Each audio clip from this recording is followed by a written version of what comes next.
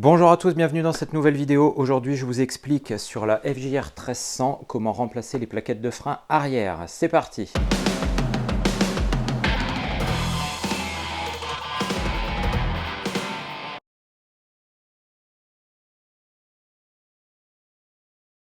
Alors, première étape pour changer nos plaquettes de frein arrière, on va déjà venir sortir l'étrier. Donc, en fait, sur la FJR, il n'y a pas besoin de démonter la roue arrière, il n'y a pas besoin de démonter tout l'étrier. Quand vous faites un remplacement de plaquettes, vous avez juste deux vis ici à démonter et vous sortez votre étrier.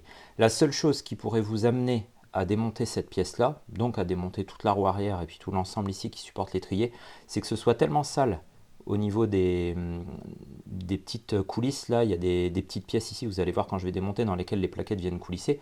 Ça, il va falloir le nettoyer. Alors, logiquement, il faut remettre des pièces neuves. Si vous regardez le manuel d'atelier, Yamaha préconise des pièces neuves à chaque fois. Si vous ne mettez pas des pièces neuves, il va falloir tout nettoyer nickel.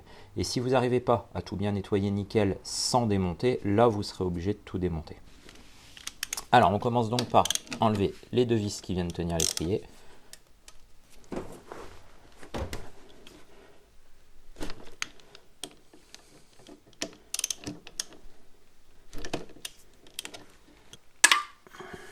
Et une fois que ça c'est fait, vous allez pouvoir venir sortir doucement votre étrier. Donc vous le faites vriller légèrement au départ pour rentrer un tout petit peu le piston. Et après ça sort tout seul. Voilà. Donc une fois l'étrier démonté, on va pouvoir le nettoyer. Donc là vous voyez que le mien, je vais peut-être essayer de mettre la lumière de l'autre côté.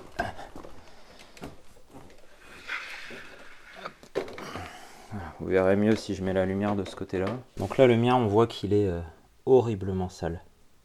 Le piston est rouillé, l'étrier est dans un état vraiment lamentable. Et du coup après vous pouvez sortir vos plaquettes. Je pense que les miennes, comme tout est tellement oxydé, je vais même avoir du mal à les sortir. Donc là on peut faire levier tout doucement avec un tournevis, mais il faut faire très attention de ne rien abîmer. Donc vous pouvez prendre appui sur la plaquette, mais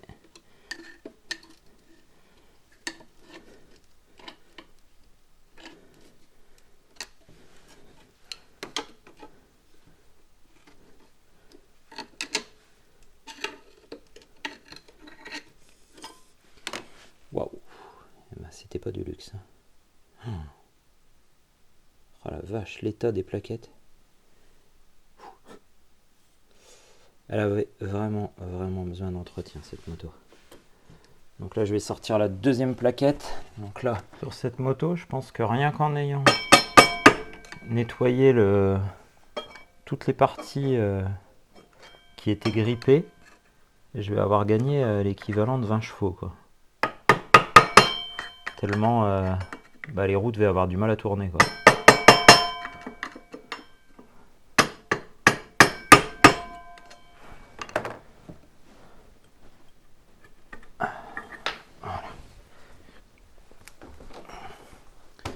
Voilà, donc là j'ai sorti mes deux affreuses plaquettes et puis maintenant on va passer au nettoyage. Donc si vous avez regardé ma vidéo sur les plaquettes avant, le principe est le même, hein. Là on va tout nettoyer. Donc nettoyer à fond l'étrier, nettoyer à fond le support ici. Donc logiquement cette petite pièce ici on doit pouvoir la retirer si elle n'est pas trop grippée. Je ne voudrais pas l'abîmer. Voilà. Je vais essayer de l'enlever, puis je la remettrai après, ce qui va me permettre en fait de bien nettoyer tout le support, nettoyer la petite pièce ici et venir la remettre après. Donc je vais déjà commencer par l'étrier, puis après je viendrai m'occuper du support ici. Donc pour le nettoyage, j'utilise la technique habituelle que vous commencez à connaître, c'est-à-dire que je me suis préparé un seau avec du liquide vaisselle, et comme d'habitude, je viens en mettre partout et je frotte. Le but étant de ressortir l'étrier entièrement dégrippé, sans aucune trace de poussière, pour avoir un fonctionnement le plus optimum possible.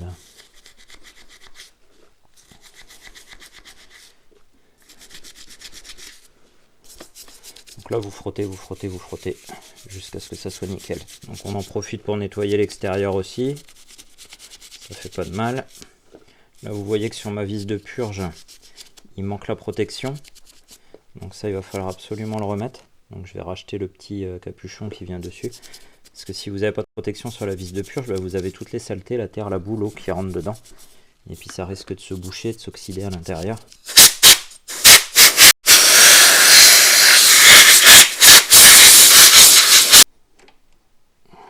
Alors là je sors un tout petit peu plus, vous avez vu j'ai appuyé sur la pédale. L'idée c'était de sortir un tout petit peu plus mon piston pour pouvoir vraiment bien le nettoyer. Alors on fait attention, hein, on le sort un peu plus mais il ne faut pas exagérer non plus pour pas risquer de le faire sortir de son logement. Et là le mien il est tellement moche que il faut vraiment que je nettoie un bon moment pour récupérer quelque chose de clean. Parce que là le risque quand ça commence à s'oxyder comme ça, c'est que si j'ai trop de boursouflure, quand je vais le rentrer ça va abîmer les joints. Il y a un joint spi qui fait l'étanchéité entre l'étrier et le piston. Et si vous avez un état qui est vraiment trop moche, vous allez bousiller vos joints et vous allez avoir des fuites. Et il y a un moment où, et là franchement, je me demande une fois si j'en suis pas loin, il vaut mieux changer le piston. Racheter un jeu de joint, un piston neuf et puis le remplacer.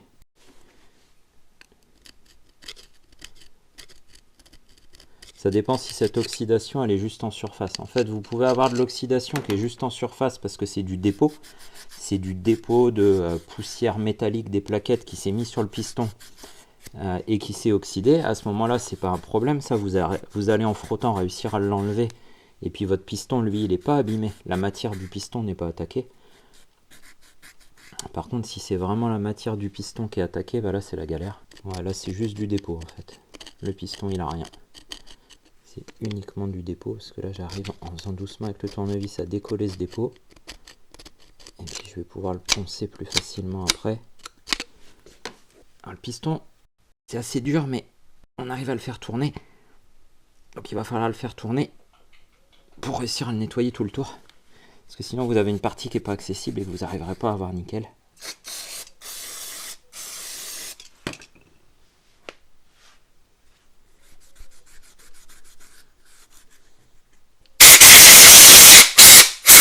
Voilà, donc là j'ai nettoyé le piston. Vous voyez que bah, ça n'a plus rien à voir.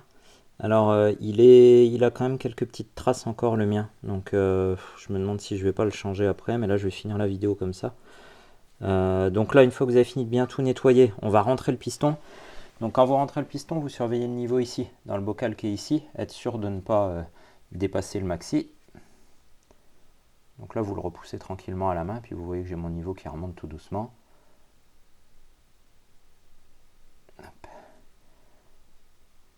Voilà, donc là je viens le repousser au maximum. Voilà, pour pouvoir après mettre mes plaquettes. Puis ça va me permettre aussi là, avant de m'attaquer aux plaquettes, finir de bien nettoyer mon étrier, qui lui n'est pas nickel. Terminé le nettoyage de l'étrier, donc maintenant on va passer au nettoyage du support ici. Donc on va venir démonter les petites plaquettes ici pour tout bien nettoyer. Voilà, donc là je viens d'éclipser la première. Je vais venir la nettoyer complètement, nettoyer aussi le support ici.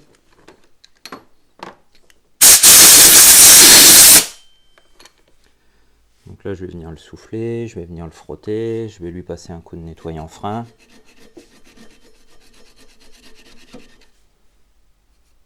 Donc là j'ai fini de nettoyer le support ici. Donc là maintenant je vais venir nettoyer cette pièce là pour pouvoir la remonter. Donc pareil, il faut qu'elle soit nickel, parce que si vous avez les moindres petites bosses ou tout ça, c'est-à-dire que la pièce, elle va pas venir se loger bien au fond, la plaquette va pas coulisser correctement, et c'est pas bon du tout pour le fonctionnement de la moto.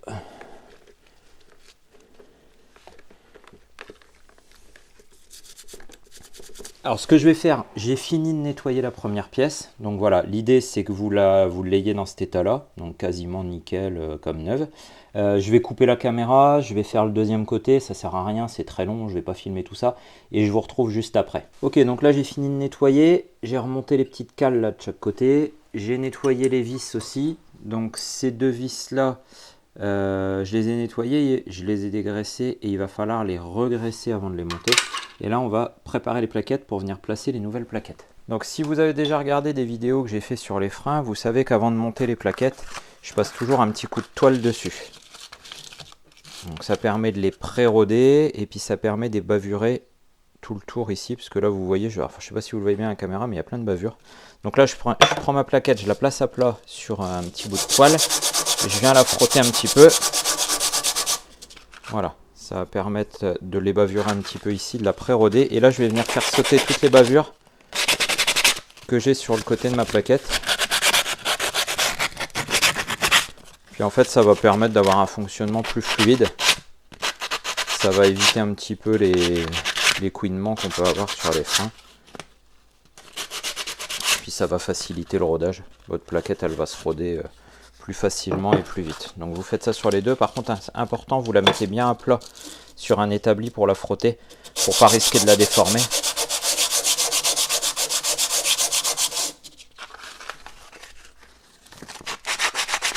Puis vous la frottez dans le même sens qu'elle va être frottée par le disque, dans le sens de rotation de la roue.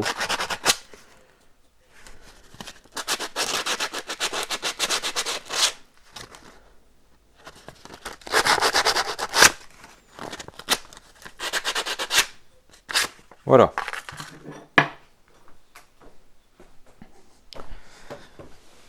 Un petit coup de soufflette là-dessus. Et on va pouvoir venir replacer nos nouvelles plaquettes.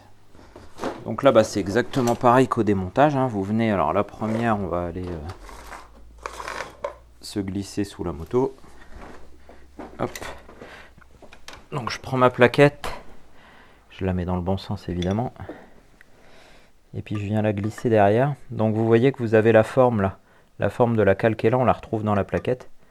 Donc il faut bien venir se loger dedans, en haut et en bas, hop, et vous la faites glisser jusqu'à la mettre en contact avec le disque. Pareil avec la deuxième, en haut, en bas, et puis là, tout à l'heure, on a galéré pour les démonter, mais là, maintenant que tout est propre, que tout est nettoyé, on se rend compte que ça va quand même beaucoup mieux. Là, ça coulisse tout seul. Voilà, une fois que les plaquettes sont mises, on vient glisser l'étrier dessus. On fait attention de ne pas abîmer les petits joints qui sont là. Voilà. Et puis je vais venir mettre un petit coup de graisse sur mes vis, replacer mes vis, et puis serrer tout ça au couple.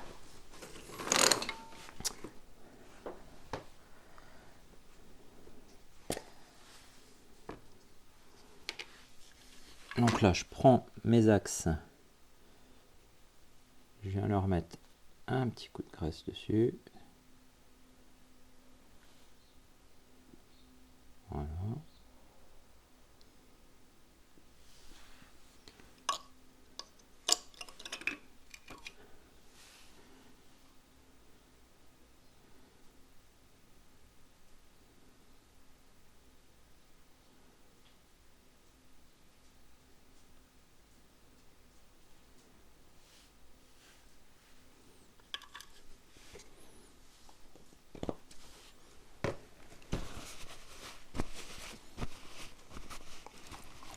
Haut.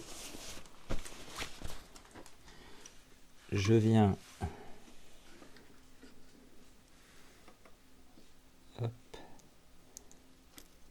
les remettre à l'intérieur. Donc là on repasse les deux. Hop. Alors vous faites attention parce que quand vous traversez les joints, ça va avoir tendance à faire un petit tamas de graisse à l'extérieur qu'il faudra essuyer. Là, on vient serrer à la main jusqu'à mettre au contact. Tac.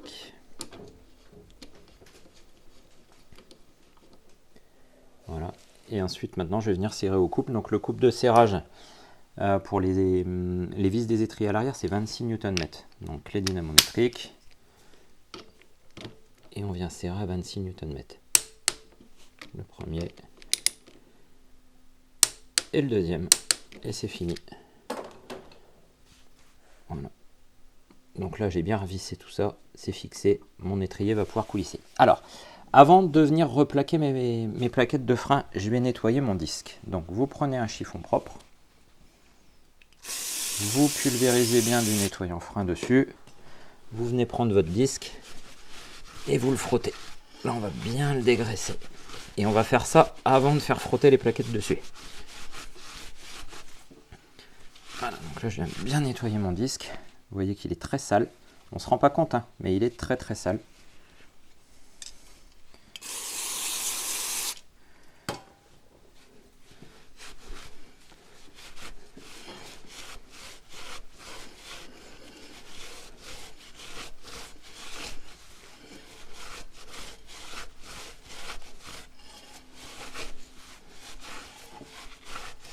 Voilà. Là, mon disque est propre. Donc maintenant que mon disque est propre, je vais replaquer mes plaquettes. Donc je vais appuyer sur ma pédale de frein.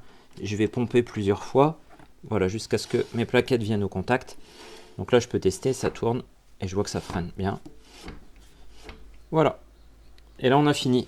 On vérifie le niveau ici, donc qui doit être entre le mini et le maxi. Alors quand vous êtes sur des plaquettes neuves, si vous êtes un peu en dessous du maxi, vous pouvez recompléter un petit peu.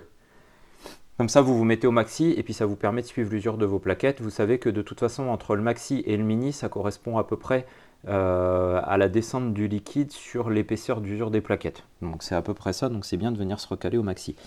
On a terminé, voilà, donc les plaquettes de frein arrière, c'est pas plus compliqué que ça. Le plus long, c'est le nettoyage. Le reste, il y a juste 2 vis à enlever. C'est assez simple, normalement, c'est à la portée de tout le monde. J'espère que ça aura pu vous aider et je vous dis à très bientôt dans une nouvelle vidéo.